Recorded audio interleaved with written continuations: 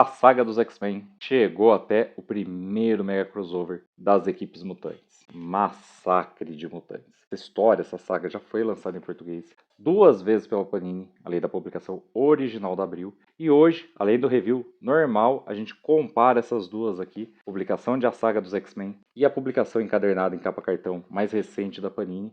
Tudo isso logo depois da vinheta.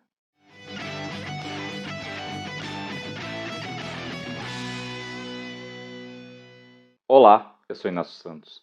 Este é o Fator X, o nosso canal sobre X-Men, e hoje trazendo até vocês a saga dos X-Men número 16. Esse exemplar aqui, que como eu disse na abertura, republica Massacre de Mutantes. A primeira parte, tá? Porque no formato da saga isso foi dividido em duas. A gente vai ter que ter o número 17 para ter tudo o que tem aqui. Ficou igual? Não ficou? Tem diferença na tradução, na diagramação? Pois é, eu trago tudo isso para vocês hoje. Como sempre, em duas partes. Essa parte que eu citei aqui faz parte do review sem spoilers, que é a próxima parte do vídeo. E depois a gente tem o resumo completo, contando tudo que tem nessa edição aqui. Então, se você gosta desse formato, já vai curtindo o vídeo, se inscrevendo se ainda não é inscrito, ativando o sininho para receber as notificações e conferindo como comprar a saga dos X-Men número 16, cujo link está aqui na descrição, o próximo número que é o número 17, números anteriores, outras revistas dos mutantes ligadas à saga dos X-Men, parte de outras publicações, de outras fases. Tudo isso está aqui na descrição. E quando você compra por aqui, você ajuda o canal Fator X. Você também pode nos ajudar fazendo um Pix através desse QR Code ou pela chave Pix, que é o meu celular que está aqui na descrição.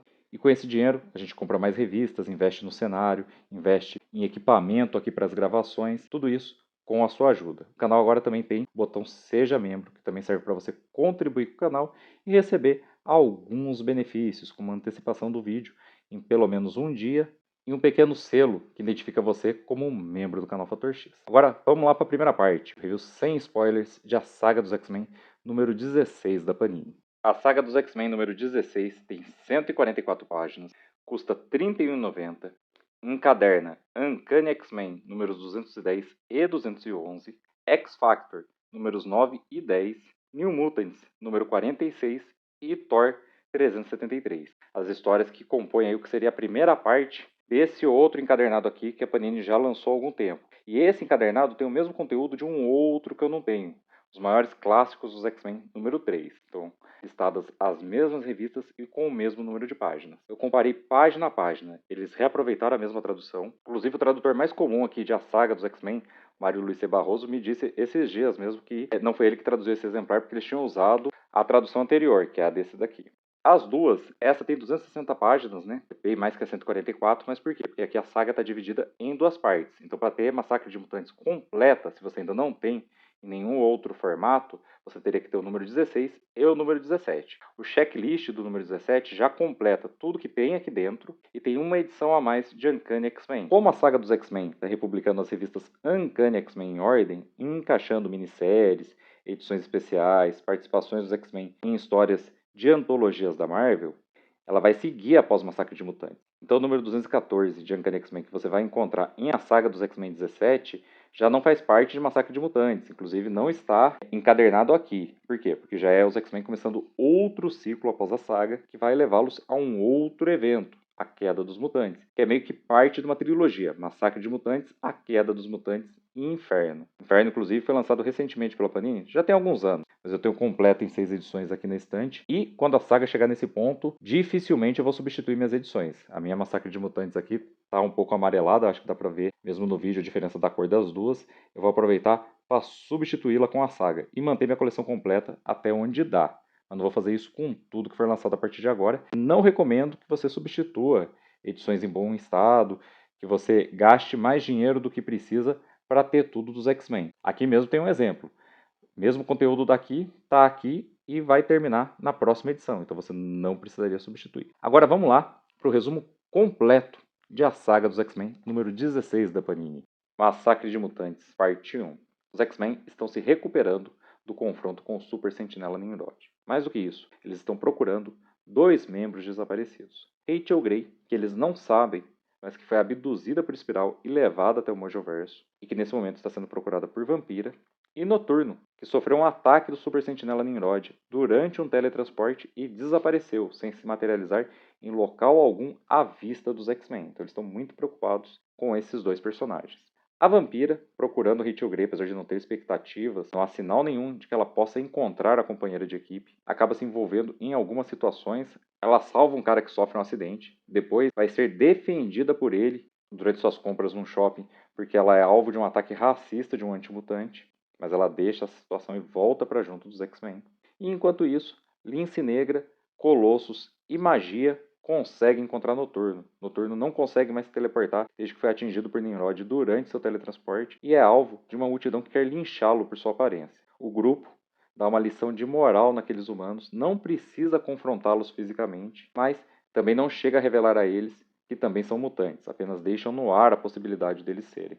É muito interessante que uma das mulheres que está disposta a linchar e matar Noturno repreende Lince Negra por falar mais alto com os mais velhos, quando eles pretendiam cometer um crime ainda maior. Enquanto isso, em outro lugar, a gente vê uma mutante, uma Murloc, que está bem longe de casa. Ela está acompanhada de um dos mercenários do Clube do Inferno. O cara é morto por alguém que a gente não vê, a pessoa faz o disparo das sombras. Ele fica bem ferido inicialmente, chega a pedir para ela ajudá-lo, entregar-lhe a arma dele próprio, que caiu longe quando ele sofreu o disparo, mas ela está apavorada, foge sem ajudá-lo, e ele acaba sendo executado por essas pessoas que os estão caçando. Desesperada, ela começa a fugir de volta pro beco, mas ela tá bem longe, tem que pegar carona num trem, fazer um monte de coisas e tudo mais, mas a gente acha que ela tá conseguindo escapar. Quando ela finalmente entra no beco, a gente descobre que não. Isso tudo foi parte de um plano. Esses caçadores, os mesmos homens que mataram o cara do Clube do Inferno que a estava protegendo, apenas queriam assustá-la, para que ela os levasse de volta para a entrada dos túneis, que eles ainda não conheciam. Seu plano, chacinar todos os Murlocs. Enquanto isso, nos bastidores de um show da banda de Lila Cheney, a gente descobre que Alison Blair, a Cristal, agora faz parte da banda. Ela mudou sua cor de cabelo e está tentando não chamar atenção, mas continuar como cantora. Nessa época ela não fazia parte da equipe e nos bastidores ela sofre um ataque psíquico da Maligna, membro dos Carrascos, uma mutante sem um corpo físico próprio. Apesar de não ser dominada por ela, a gargantilha, que demonstra a possessão por Maligna, surge no pescoço de Cristal. Ela não sabe como foi parar ali, mas acha muito bonita. No Clube do Inferno, Magneto vem a ouvir uma proposta dos antigos inimigos dos X-Men. Após juntar forças com a equipe de super-heróis para derrotar Nimrod, o Clube do Inferno oferece a vaga de Rei Branco do Círculo Interno para Magneto e diz que ele poderia representar os X-Men na vaga. Magneto diz que vai levar a proposta à equipe e que voltaria em um outro momento com a resposta definitiva. Em outro lugar, Rusty Collins, mutante que vive com o X-Factor, mas não faz efetivamente parte da equipe, foi salvo pela equipe bem na sua estreia, bem na estreia da equipe X-Factor, brigou com o Ciclope e deixou a base do X-Factor. O problema é que nessa época, o fato do X-Factor ser um grupo de mutantes era segredo, as pessoas acreditavam inclusive que eles eram caçadores de mutantes. Então, quando o Rusty se afasta da equipe, ele rapidamente se torna alvo da Força Federal, que quer prendê-lo. Existe um mandato de prisão contra ele, que ele tem poder de controlar o fogo, e quando seus poderes se manifestaram, ele acidentalmente queimou uma mulher, machucou ela gravemente. A Força Federal está tentando prender o cara quando uma turba vem para defendê-lo, porque Rush é um mutante com aparência humana, e ele não usa seus poderes enquanto está enfrentando a Força Federal. Já a Força Federal tem a Mística, que é azul, estão todos fantasiados com seus uniformes de supervilões, agora meio que super-heróis, então a turba se volta contra a Força Federal. E essa bagunça atrai o X-Factor. O Rusty já está acompanhado nessa hora de uma Murloc, a Skids, que ele conheceu após fugir do complexo do X-Factor depois da briga com o Ciclope. E aí, no meio da confusão do próprio X-Factor contra a Força Federal, a Skids convence o Rush a fugir com ela para os túneis, porque ela também acha que o X-Factor são caçadores de mutantes. E apesar do Rush tentar explicar o contrário, ele aceita fugir com ela porque não quer ver a cara do Ciclope, porque não quer participar do confronto com a Força Federal. Isso vai fazer o X-Factor ir atrás do Rush e a Força Federal ir atrás do X-Factor. O confronto termina nos esgotos, mas eles ainda não chegaram nos túneis dos Murlocs. A Força Federal recua porque Sina tem uma previsão. Sina vê o futuro e diz que se a Força Federal continuar lá, o que ela vê é a morte de todos eles e que ali haverá um massacre. Então a Força Federal tira o time de campo, vai ter inclusive um puxão de orelha por Valerie Cooper quando voltar sem o Rush, e o X-Factor continua nos esgotos, procurando o Rush, procurando a Skids, e logo descobrem que também uma das crianças que eles também protegiam em seu complexo fugiu para encontrar o Rush e também está perdido nos túneis. Então o X-Factor fica desesperado para encontrar mais essa criança, o mutante Art Maddox. Já na mansão, a equipe recebe o pedido de socorro de um Murloc, que consegue vir à tona e surgir do meio do terreno da mansão, pouco antes de morrer. Levado à enfermaria, a única coisa que os X-Men conseguem fazer é ler sua mente nos seus momentos finais e percebe que o massacre já está sendo promovido. Apesar de Magneto querer participar da defesa dos Murlocs, ele é convencido por Tempestade a ficar para trás e proteger os Novos Mutantes, além de liderá-los caso algo aconteça aos X-Men, enquanto o resto da equipe desce até os túneis, usando magia apenas para teletransportá-los o mais rápido possível e evitar o massacre. Logo, os X-Men encontram os carrascos divididos, atacando os mutantes inocentes, os Murlocs, conseguem resgatar alguns deles, mas encontram a maioria já morto ou com ferimentos graves demais para serem salvos. Em outro lugar, o X-Factor passa pela mesma coisa. O Wolverine, inclusive, chega a detectar o cheiro de mutantes familiares, mas não comenta quem são.